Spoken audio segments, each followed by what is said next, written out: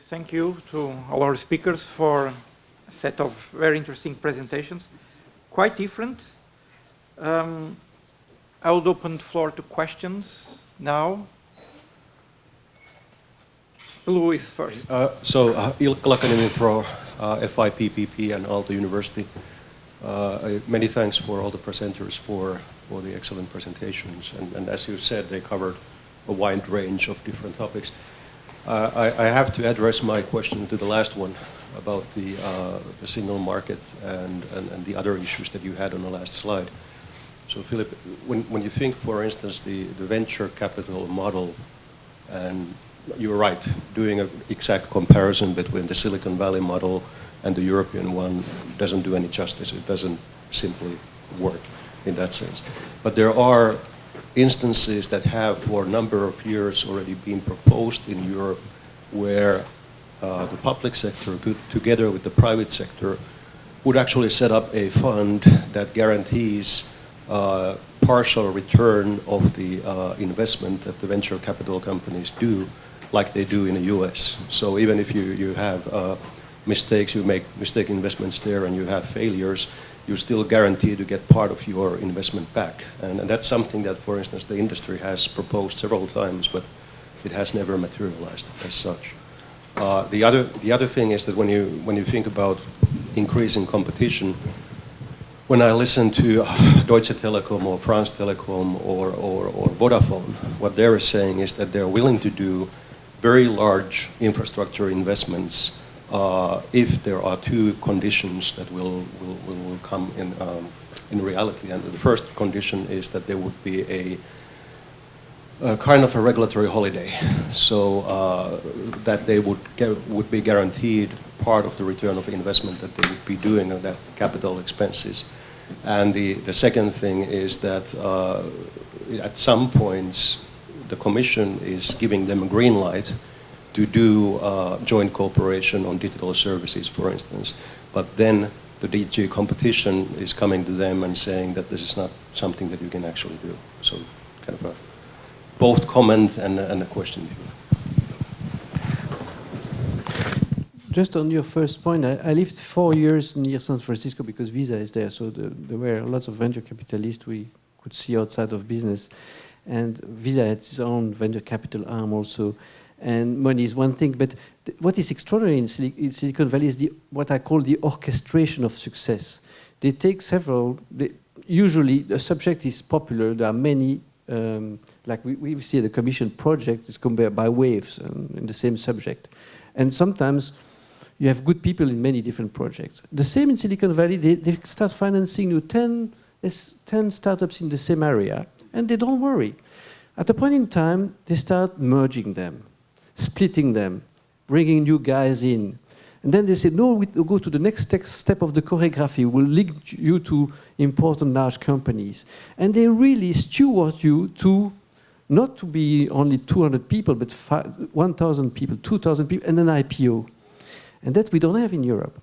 Also contracts. So I'm not a specialist in this area, but one of the things that I remember discussing internally at the Commission is that maybe, because it's so difficult to replicate, maybe the Commission could try to do something and try to standardize some of the elements, allowing companies to emulate that. I mean, venture capitalist companies in Europe. One is what you mentioned, risk reduction. This already exists through the EIB, but you can bundle this with, for example, more standard terms for entrepreneurs.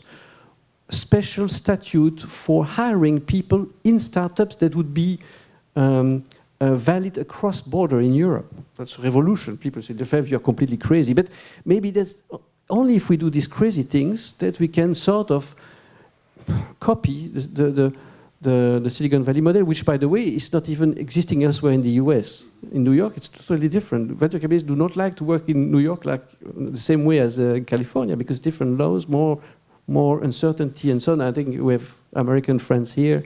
Maybe they can confirm that. So regarding the regulatory holiday, it's a risky thing because it's all companies always ask for holiday, regulatory holiday. Of course, it's a popular thing. In Germany, for example, asked for optical deployment, optical fiber and deployment a few years ago. I think that what we are not been courageous enough in Europe to do is to try to break this vertical integration by forcing companies, for example, to more often split structurally or even functionally or even structurally, because, for example, the problem we have in the mobile sector is because a company has bought a spectrum license, very expensive usually. They believe, or not they believe, no, they use it to squeeze competition, and then because you're a client of, I don't know, Vodafone in the UK for your wireless, your mobile connectivity, then they push down your throat the roaming, the data access, maybe the IPTV if you're also their fixed clients. And all this because they hold you through what it says vertical, is the downside of vertical integration. So you need to break vertical integration, and how to do it? Regulatory-wise, it's very intrusive, but it's like they did with BT, structural separation, and some, or you have to do then regulated access to infrastructure, which is also very intrusive. So all this, but why would holiday per se, except that the name sounds good, but why would you push regulatory holiday per se? Every year, at least 3, 4, 5 times when I go to a conference, this venture capital lack in Europe, and you know, this kind of, this is always being brought up, and that's kind of the excuse that we don't get anywhere. That's how it looks to me, right? So my question here is, can you name me 10 examples where you have been living in the US and companies that really were successful on that? And then really kind of like, you know, based on that, are today big companies? Because as far as I know, Google, Facebook, and all these companies, they didn't live from venture capital at the beginning. So first question. Second question is, or second point that I would like to make is, I live in Zurich, and Zurich considers itself as the kind of like Silicon Valley of Europe. And I've been to several venture capitalist meetings where venture capitalists are sitting in the room saying, we have enough money. There were a guy sitting saying, we have so much money, we just don't know where to spend it. The problem is they don't want to go to the small companies. They want to go to a company that already runs for 2 or 3 years and has a certain critical mass.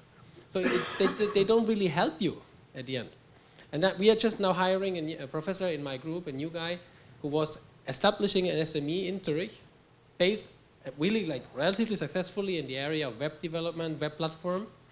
Now after 3 years, he did the mistake, he says, to involve venture capitalists, because they came in, took the money, and now destroyed his company. They even kicked him out. I mean, the guy built this company for the last 10 years, and now they kicked him out. So is it really the ultimative mean to get venture capitalists that we in Europe get more innovation going? I personally am myself constraining myself not to do any question on your statements. So I would propose that we'll try to diversify the areas. I understand, otherwise this will be a funding discussion, and there are other issues that we should bring. I think I will take for your second question, your second point of the question, if the only way of bringing the companies up front is venture capitalists. And actually in this panel we have people from, from industry to people on the research, people in the middle, and the Commission mediating that, or supposedly mediating that. We've heard that there is something called a large PPP. Our Commission apparently is going to push a huge amount of money, supposedly to promote innovation and bring the small companies up front.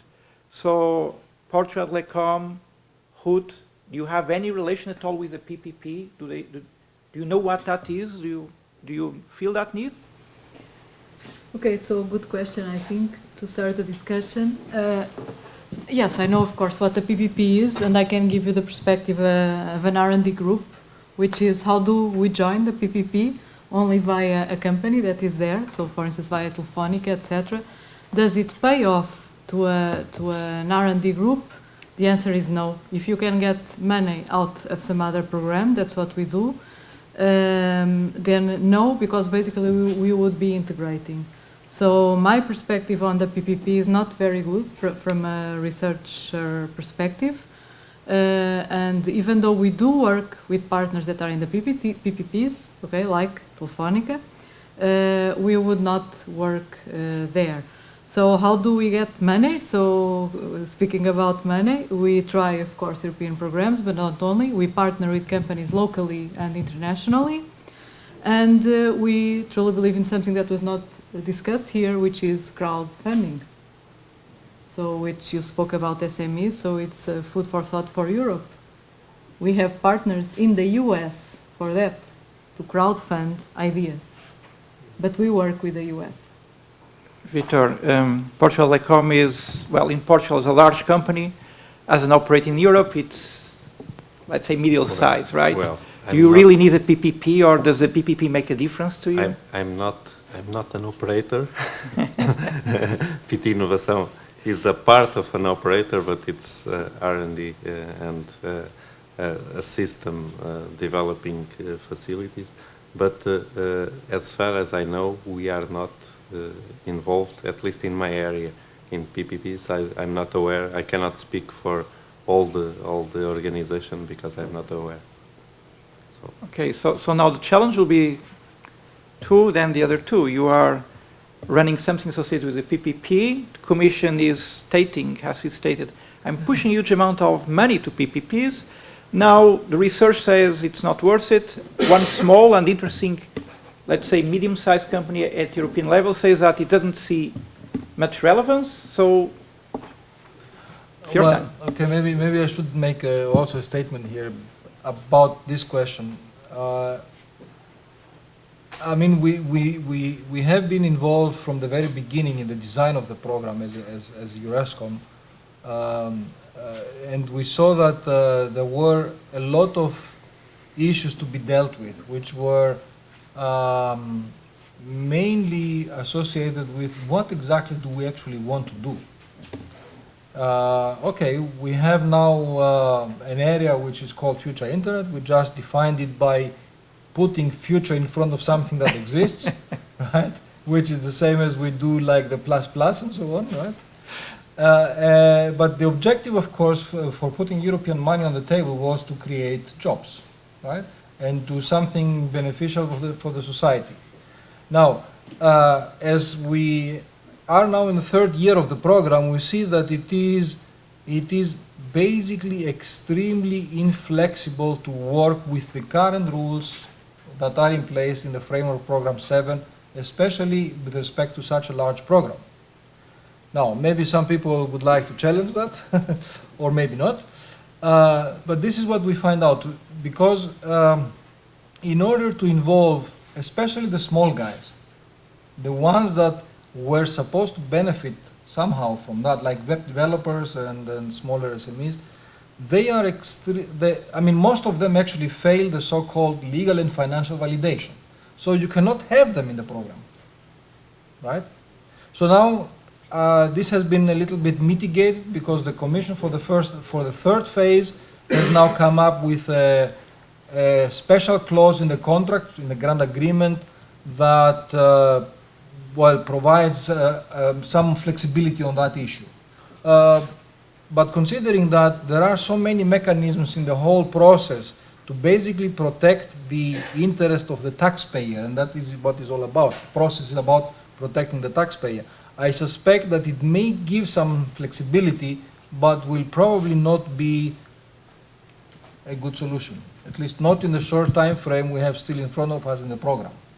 The thing is that it's a big machinery. You have to convince the regulator that the member states also, who are also civil servants like us, that will take risk with public money and know that. So, but point taken. Regarding the PPP, I think PPP is research that requires leadership. So you have two solutions. Either it's the Commission staff, but they are not equipped to do that, to lead, or you entrust a third party to lead an area of research, give and organize things. And unfortunately, in some cases we are successful, in some cases we are not. We have given the key of the car to the wrong driver. It happens. And to take the key back, it's hard. I think we have to also recognize that. And then, therefore, I understand that some do not like to be driven in cars which are not well driven, you know. So, of course, it's never black or white. You have all situations in between. We are very enthusiastic at the beginning. We want to give the keys to the right driver, like what we do with the 5G PPP. We dream to reproduce the GSM success with the European champions. Sometimes, and I know that there are some people from Huawei here, but we see ideas for Huawei for the 5th generation, which is exciting. I would almost buy it more from them than to some of our dear European players. But it's up to them to seize the opportunity. It's still 600-700 million. It's not peanuts. But and on top of that, we can provide. I think if we work well, we can provide the political backing so that we can push standards, discuss with the Americans and Asia to get get faster. But it needs to. All things need to fall in place. It's not easy. And I stop here because I'm too long. But for the Zurich example, doesn't convince me that what I was saying was wrong, because there is innovation in Europe, but it's wasted after a while. That's the problem. I don't know in Zurich, but do you have companies that grow larger than 150 or 200 people? What I see is a lot of innovation. When I was in Silicon Valley, I was amazed by the number of French, because I speak French, but Israeli, Portuguese, some extent, often Americans, real Americans, were in minority in startups or in innovative companies there. But the value in the end is captured by the financiers.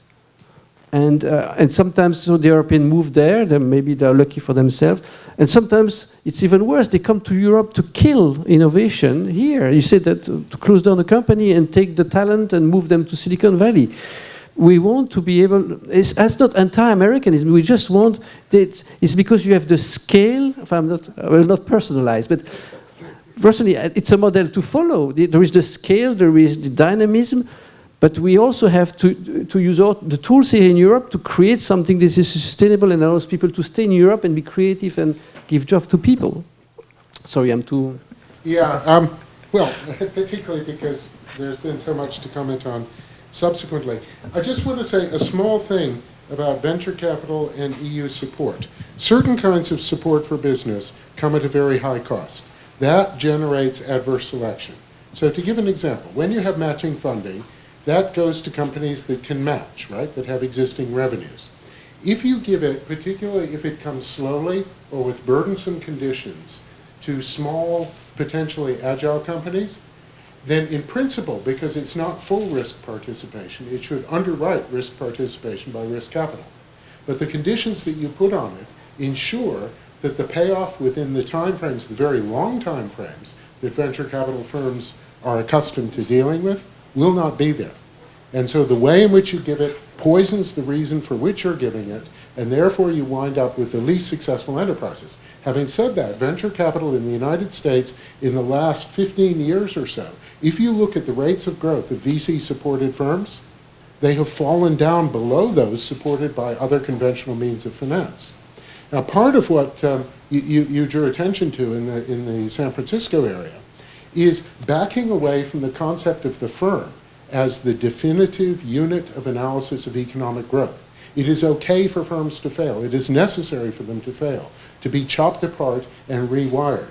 We don't seem to have that because the cost of entry we can get down, but the cost of exit we leave very, very high. And so, of course, people will do the things that are already road-tested.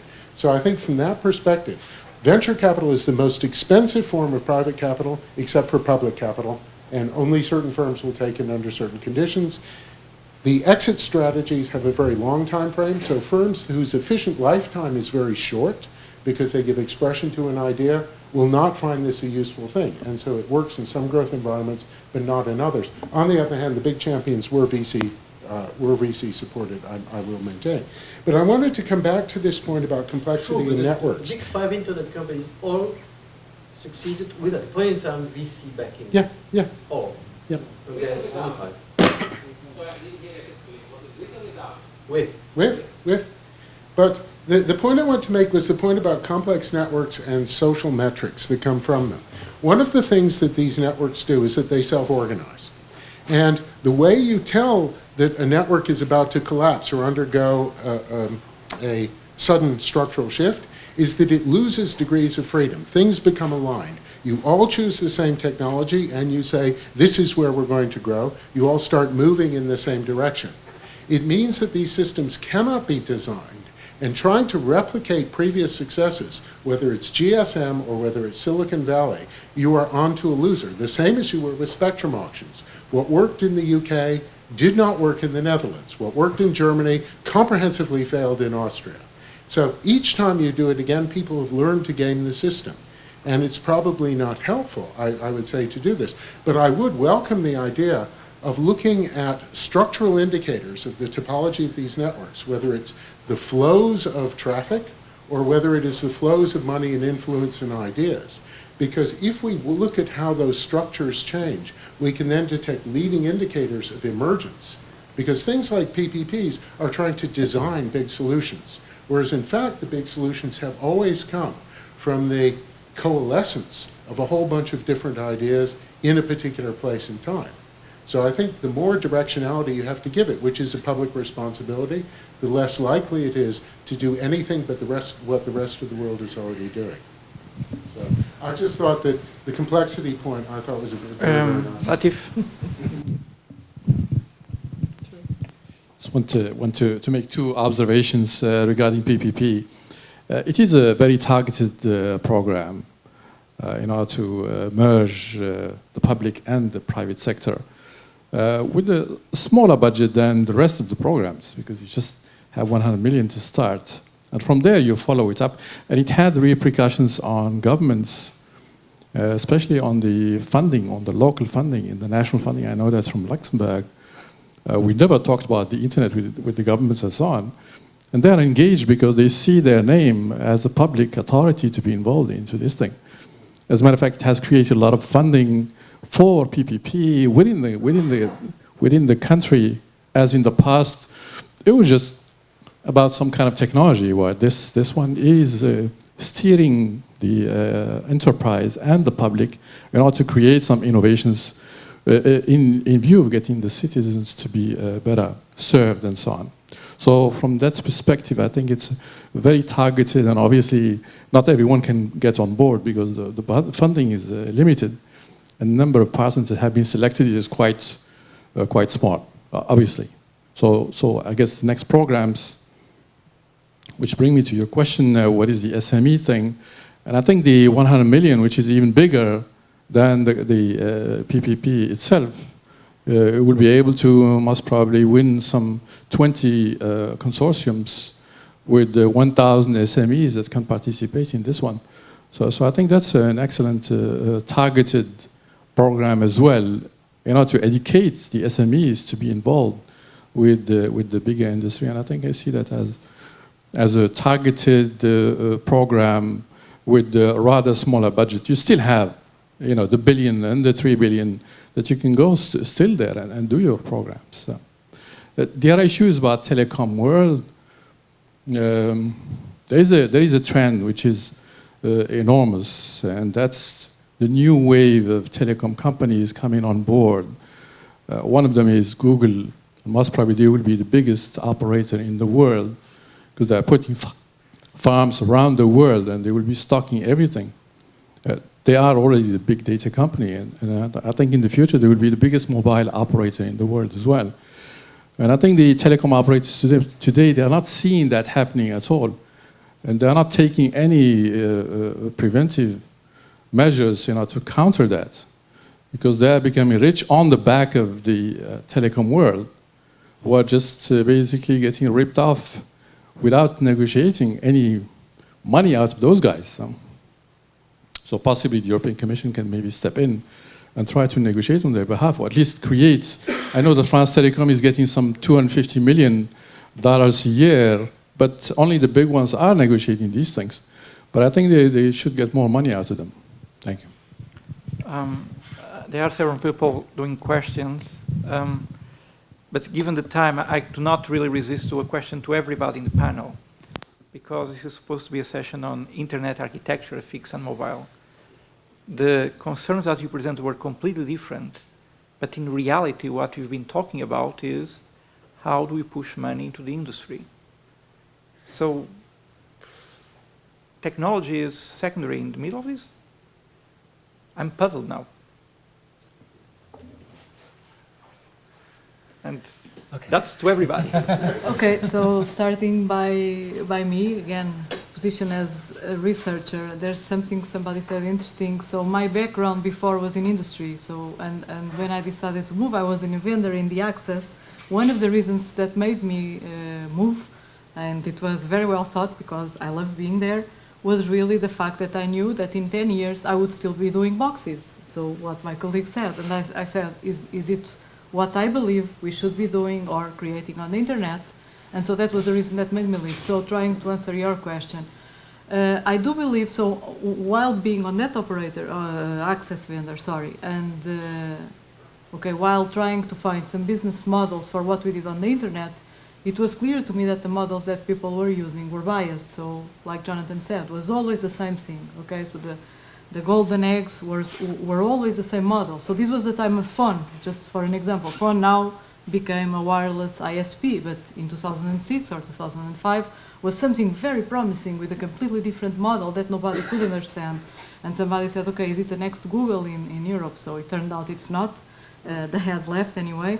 But maybe even themselves could not find a good business model. But I truly believe that we need to go a bit, so it's still about technology. Money is and always has been the driver, even for research, okay? So at least I don't believe in research that we do to put, just because it's nice or completely different, we try to bring it to life and see how we can use it. But I truly believe that we need to consider other models that change the value chain of the internet.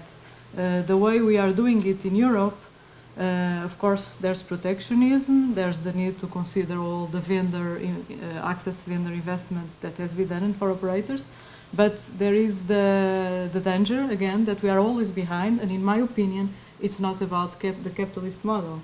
It's about the way we look into technology. Because if we look into the counterpart in the US, and I study there, so I also have a good perspective there, there is definitely a completely different way of approaching technology. They just do it. So instead of thinking about the GSM and the great flavor it was and what it brought to Europe, they just do it, period. And in Europe, we are trying to regulate a little bit too much, and then it's too late. So there are models that can be checked, and from an internet perspective, as the internet was born there, let's say, and as there are also regulatory issues and very strong protectionism in the US about the internet, I think the only way for Europe to position is really to try to be a bit more broad in innovation. So opinion as researcher. That is an interesting question, in fact, because just about 10 days ago, I was in another panel, more or less talking about the same things. And when coming to this 5G PPP and the vision behind, then it was just too flat for me. I mean, come on, cannot be that we are just saying, well, we need more bandwidth for all these YouTube videos. I mean, this cannot be the thing. What, at least in the current status of what I read in the 5G PPP, there is nothing like a big vision behind, or may I put it a bit positively, is that we did not listen yet carefully to what are the requirements from the different user groups that we anticipate in the future to use more this technology. And there are a lot of technological challenges hidden there. I can only say latency, right? Latency. Deliver services below 20 milliseconds. You cannot do that today over any wireless or mobile network, right? But if you have to control an exoskeleton, for example, right, of a disabled person, I mean, you need 20 milliseconds or sub 20 milliseconds. An airbag in the car has a requirement that is stated below 10 milliseconds. Now, if you allow these things to communicate today, basically you lost. So there are big leaps in technology that we have to take. Only if we look on the technology, on the latency that is involved, so the end-to-end latency, that I believe will have a tremendous impact on how the architecture itself of the internet will be evolving in the next couple of years. I mean, some of the concepts we know already today, so moving the intelligence where it is needed and computation and so on. But currently, I only see really people talking about more bandwidth, but the real problems are not well put on the table really very clearly. That's my impression, at least today. Just a side comment, I don't resist this. Myself and Taz were involved in a EU research proposal precisely to address this problem, and it failed, okay? So never mind, Vitor. So, money or technology? I had a slide saying it's all about bandwidth. I could change it and say it's all about money, and then I could change it and say it's all about users. So we have to look into technologies that go towards what the user wants, so we can spend money and we get our funding. So basically, when we are developing any architecture, any new system, we have to consider always the user and what he will gain with that. Because only if we target the user, he will spend money, he will give it to the operator or the provider, and the provider basically will then invest in our products. So it's a cycle. So it's everything connected. But basically the user, it's on the top, and technology and money are just side subjects on this matter. I cannot close without continuing being a provocateur.